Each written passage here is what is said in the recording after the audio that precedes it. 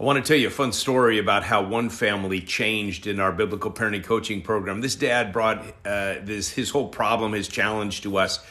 His son was 10 years old, and he said, my son is a terrorist in our home. He always has a different way to do things. He's always telling us what to do. He won't cooperate with us at all. He's always has a better way to do things.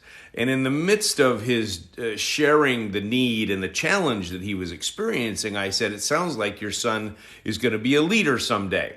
Well, I sent him away that week on the first week's assignments, and one of the assignments was to have a vision meeting with his son. Now, vision is a very important tool we use. It's a tool God uses with us that helps us know why we're working on whatever we're working on.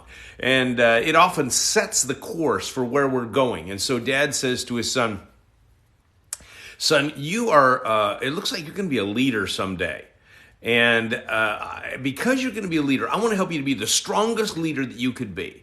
So, and his son's beaming, of course. And so he says, so we're going to work on some leadership exercises. And the first one we're going to work on is cooperation. I'm going to teach you cooperation so that you'll be able to use that in your life in so many different ways. And so then Dad launched into what we call the instruction routine, where the child learns how to come when called right away and go and receive a task and say, okay, Dad, and then do the task and report back. It's just a simple routine, an instruction routine that builds so much stuff inside of a child's character. Well, it's the vision meeting that really transformed this family dynamic. This boy saw his dad partnering with him, working with him, and they said we saw a major turnaround in 2 weeks, partly because of the visioning, partly because of the structure of the instruction routine, but there was this attitude that changed in family life from opposition going back and forth to cooperation, and great things happened. And that was just the beginning of many things that began to grow in this child's life.